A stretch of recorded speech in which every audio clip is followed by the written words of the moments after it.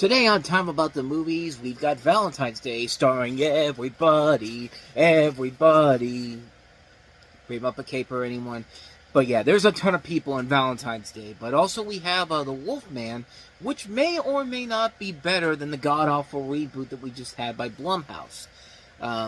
Spoiler alert, it's better than the Blumhouse reboot. Does that make it a good movie? We're going to find out a little bit. But we'll also have Percy Jackson and the Olympians, The Lightning Thief. Chris Columbus, of course, brought Harry Potter to the big screen. Now he does the same thing with Percy Jackson. Does he succeed? We're going to find out in just a little bit. February 12, 2010. Time About the Movies, coming up next.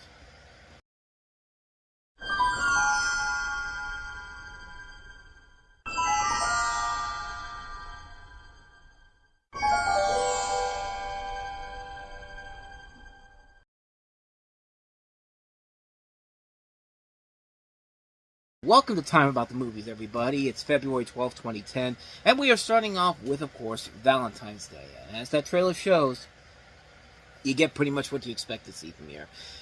So, like He's Just Not That Into You, which came out a year before, and not directed by Gary Marshall, this movie is centered around various people, all of which are big named actors, and there's a lot of them in here. You see it in the trailer: Ashton Kutcher, Jessica Alba, Jessica Biel, Anne Hathaway, Jamie Foxx, Topher Grace, Patrick Dempsey, Jennifer Garner, Julia Roberts, and a lot of other ones that are not included in there, like Bradley Cooper, Eric Dane, Emma Roberts. You see Shirley MacLaine there, Hector Elizondo, Kathy Bates is in here, Taylor Swift, Taylor Lautner. Remember when the two Taylors were together?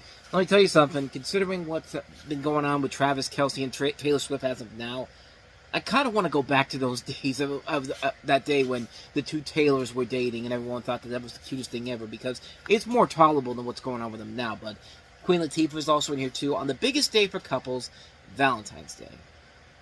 And yeah, this is a movie that is literally the definition of a date night movie. I went to go see this on the Sunday after it came out, which coincidentally was Valentine's Day, and yes, the theater was packed with couples.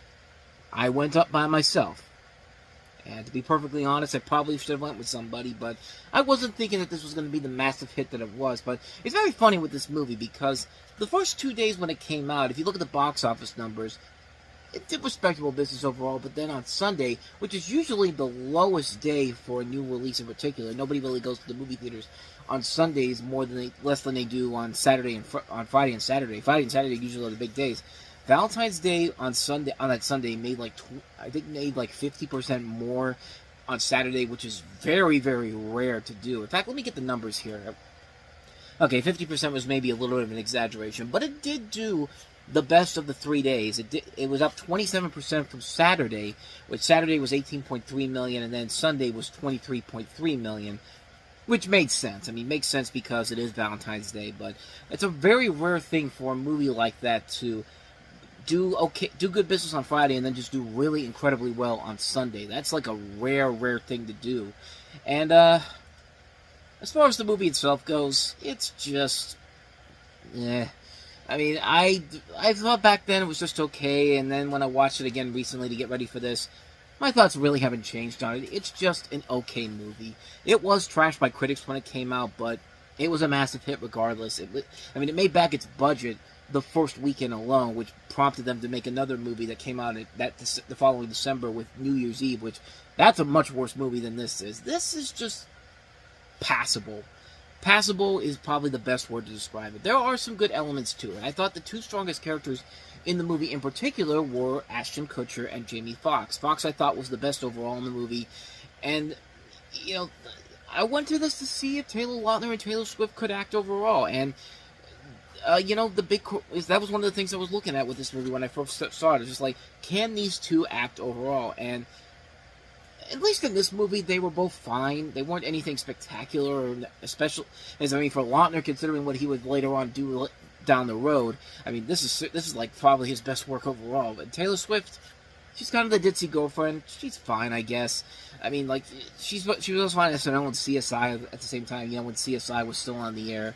But other than that, though, yeah, not really much there in general, but with them. But some of the bad things about the film, George Lopez is also in here too. Here's the thing about this movie: they have so many people in this movie. They're still introducing characters halfway through the movie, and it's just like, you know, that's one of the big things right there. It's just like, you've got all these names in here, okay, that's fine, but it's just like, at some point you have to cut off introducing new people with these big names in here, because sooner or later, the movie's going to come to an end soon. You're going to have all these stories that are not going to have any conclusions whatsoever. And, you know, George Lopez in here, his character's kind of useless.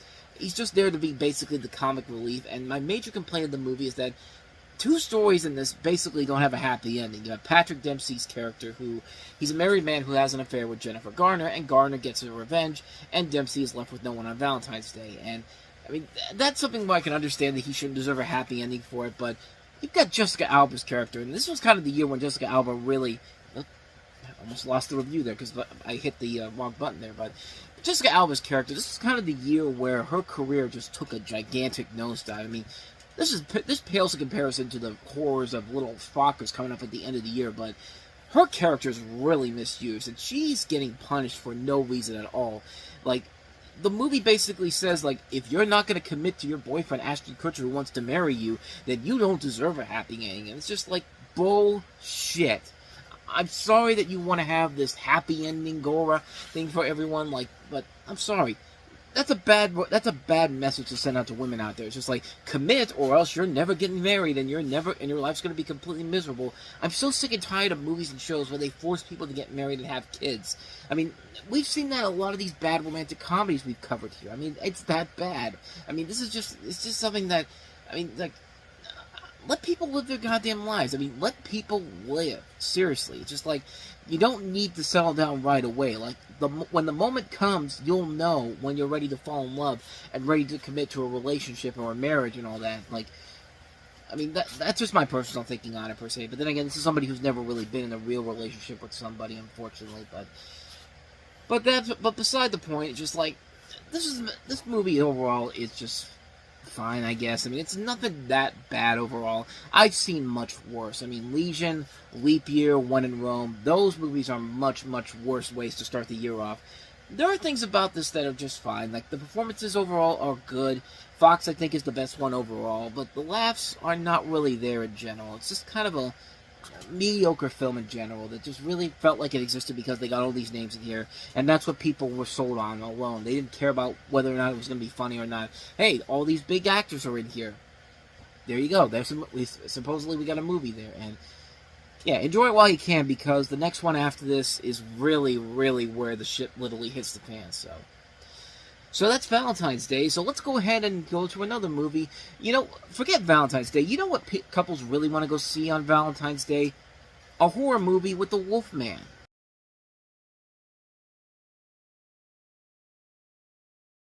So yeah, this is a very interesting movie overall. This is a film that, back when it came out, it really wasn't the big hit overall. It wasn't I mean, it was a failure. It didn't make it back its $150 million budget. It was mostly a mixed reviewed movie, but the makeup overall was generally praised for it. But one of the things that needs to be noted about this movie, a while back when we talked about 1 Hour Photo, I said that Mark Romanek was the director on this movie.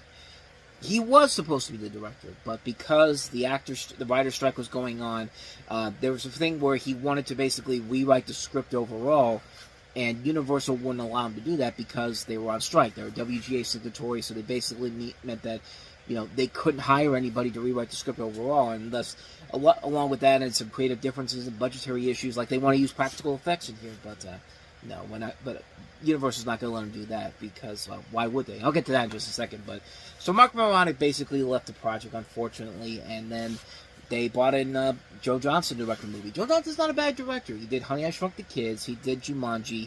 He did. He's going to do Captain America: the First Avenger coming up the year after this. So yeah, he's not a bad director to replace him. And trust me, it would have been a lot worse because they would have gotten Brett Ratner to direct the movie, and Brett Ratner probably would have ruined this movie big time. But yeah, there was a lot of problems behind the scenes with the film in general. But the film itself is just, it's complicated, but it's interesting because my mood on it definitely has changed, especially with what we had earlier this year. But in this movie, it follows an actor played by Benicio del Toro who, after his brother's brutal murder, returns from the U.S. to his ancestral home in England, where he gets bitten by a werewolf and is cursed to become one. You'll have Anthony Hopkins playing his father, Emily Blunt is playing the love interest, and Hugo Weaving is playing the I guess the what do you call it? The inspector who really is who's trying to figure out the mysteries behind all the murders and all that. And at the time when the movie came out, I think like most people, I was just kind of like, this isn't bad, but you felt like there could have been so much more to it.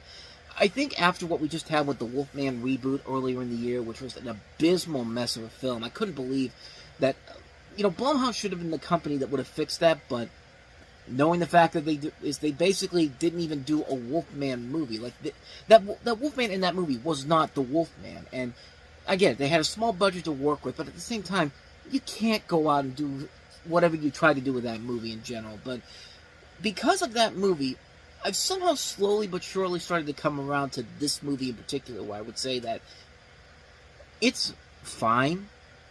I definitely feel a lot better about it after watching the Wolfman reboot from earlier in the year, but this is still not a great movie overall. The casting overall isn't bad. Benicio del Toro, I think, does a very good job as Lawrence Talbot. I think he does a very good job in that role. Hugo Weaving's very good as the inspector in here. Emily Blunt's okay too as the love interest. Anthony Hopkins is fine, but he's definitely part of the problems with the film. But the look of the movie overall looks pretty good. That gothic feel to it. I mean, it's a very good job of handling that. But my biggest problem with the movie, and I think a lot of people's biggest problem with the movie, was that the CG transformations. I mean, look, I get it, Universal. You know that you did American Werewolf in London, and you're never going to top that. No matter how hard you try, you're never going to be able to top that because it's practical effects. Practical effects are something that still hold up after all these years later, especially with 80s horror movies. I mean, I've been noticing that now. The more 80s horror films I've been watching, the practical effects of those movies still hold up after all these years. And they did that with smaller budgets. But the problem is, Universal wants to try to do that same thing with CG. It's just like, just imagine what we could do with CG overall.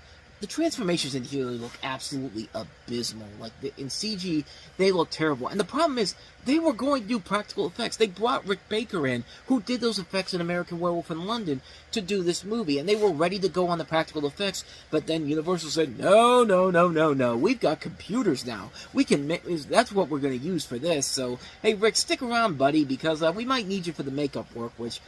Sure enough, he actually won the Oscar for Best Makeup on this, so that, yeah, at least some good came out of it. The makeup overall is good, and when you see the Wolfman himself, it looks pretty badass. That looks like what the Wolfman should look like. It's just the CG transformations, they were really ugly to look at back then. I thought they'd get better over time, but, I mean, they are a little bit better, but they're still not great either.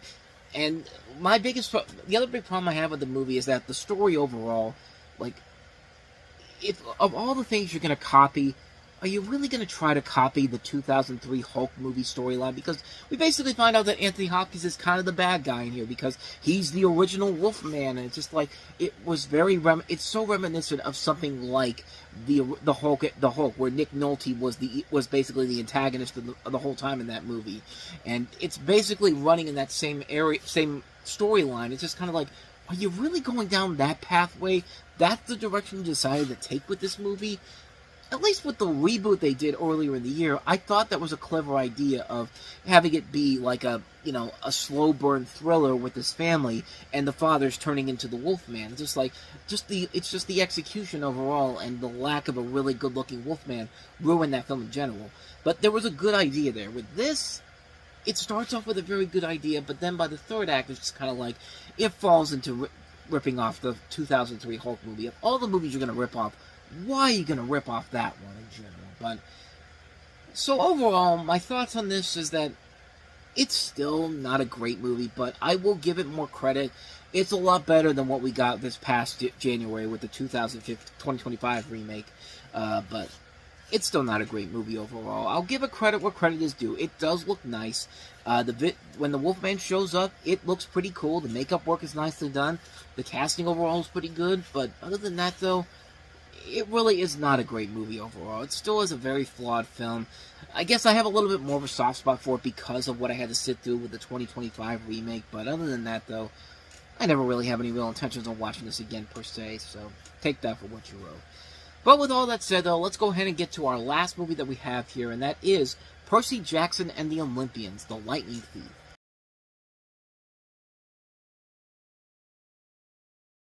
Man, that live-action Hercules movie about to be lit, y'all. I mean, that literally looks like a scene that they would probably use for the live-action Hercules movie at Disney, which you know they're going to end up doing at some point. I think they're still working on it, even though they temporarily said they're going to shut down on the live-action remakes. Yeah, Lilo and Stitch basically says, the fuck you ain't.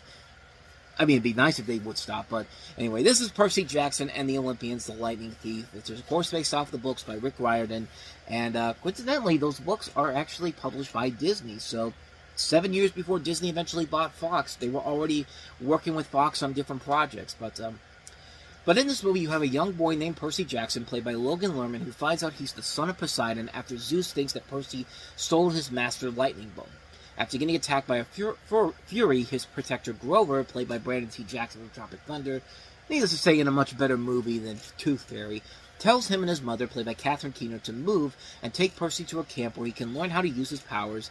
When his mother gets taken to the depths of hell, Percy, Grover, and Annabeth, played by Alexandra Daddario, in a film that most everybody saw her for the first time, little did we know that she'd become the hottie with the big knockers. I mean, that's literally what she was known for a long period of time. I mean, True Detective, San Andreas, anybody, but, I mean, that's not me saying it. That's everybody that was saying that back then, but they must go on a journey across America to grab 3 pearls in order to get his mother back from Hades. So, it's basically, you ever seen the Danny Phantom TV movie? The last one they did, it was like, what was it? I think I have it in here in my review here. Reality Trip is what it's called, but, yeah, it's basically that storyline, except replace Danny, Sam, and it's been a while since I've watched Danny Phantom, but I can't remember who the third kid was. Tucker. Danny, Sam, and Tucker. Replace them with these 3, and you've pretty much got the same movie in general, but, this movie makes no sense. But then again, it's because when I saw this for the first time, I never read the books. I never knew what was going on inside of the film in general. And usually, I don't need to worry about looking at the books to really understand what's going on in the movie. Usually, I just let the movie do the work for me. I mean, that's what I was like with the Harry Potter and Lord of the Rings. I didn't feel like I needed to read the books in general. But then again, maybe if I would have enjoyed it more, which I enjoy those movies overall, but this is definitely one where, yeah, I probably should have read the books overall, because apparently a lot of the stuff they threw in here was stuff from the book in general. So yeah, I didn't like it at first. As time has gone on, I really did come around to saying that it's still not great, but I at least get it now after taking a look at the books in general and basically just summing it up, seeing it on Wikipedia, just like, okay, this makes sense, this makes sense, this makes sense overall. But there were some things about the film that I didn't like overall. For the one thing I didn't like the most was Pierce Brosnan, who, I mean, he really was overacting his ass off in this movie. I mean, you thought this makes Mamma Mia look saner by comparison. I mean, what happened to Pierce Brosnan from GoldenEye or The Matador? Like, I want that Brosnan back in here.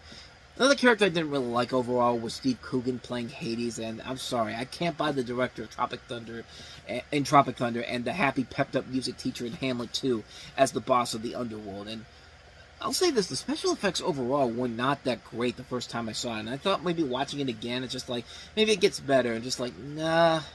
Like, you can't trust anyone because they could be Furies too.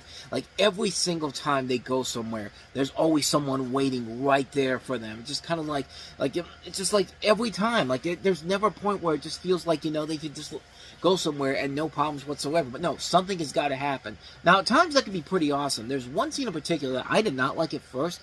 But the more I thought about it, when they went to Las Vegas and they go to this place called the Lotus Flowers, and they're playing Lady Gaga's Poker Face in the background. It's just like there's a whole thing where they're just in there and they don't realize that they're stuck inside of like a fantasy world type of stuff. And it's just kind of like, yeah, I watched it at first and I didn't like it, but as time has gone on, I definitely came around to it because I thought that's actually much cleverer than I thought it was. That's actually something where it actually does play much better than I could have expected it to. But like, there's just parts of the movie where it's so confusing that it really is one of those movies that you really have to read the books to understand more about it. And once I did that, I just felt like it was like, okay, this is something where it is something like I can give a little bit more of an appreciation towards. Not to say that the movie is great overall, but there are good things I like about it. I thought the 3 heroes were pretty good. Logan Lerman, pretty good actor overall. He was actually somebody who they were looking at to do The Amazing Spider-Man, and I thought he could have pulled it off had Andrew Garfield not gotten it. But